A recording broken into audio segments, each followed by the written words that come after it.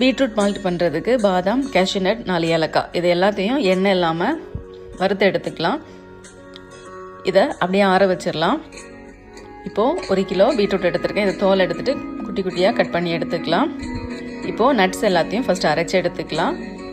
அடுத்ததாக பீட்ரூட் எல்லாத்தையும் குறைஞ்ச அளவு தண்ணி ஊற்றி நல்லா அரைச்சி எடுத்துக்கலாம்.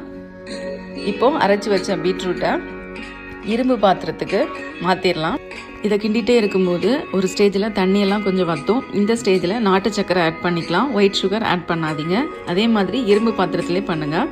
இப்போ இதை நல்லா கிண்டிகிட்டே இருக்கும்போது நல்லா இந்த மாதிரி கட்டியாகும்.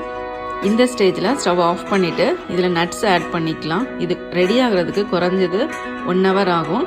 இது நல்லா ஆற ஆற பீட்ரூட் பவுடர் ரெடி ஆகும். ஃபைனலாக பார்த்தீங்கன்னா இந்த மாதிரி ரெடி ஆயிரும். இதை நம்ம ஒரு பாக்ஸில் போட்டு அடைச்சி வச்சுக்கலாம். இதில் நிறைய அயன் இருக்குது. கண்டிப்பாக ட்ரை பண்ணி பாருங்கள். தேங்க்ஸ் ஃபார் வாட்சிங்.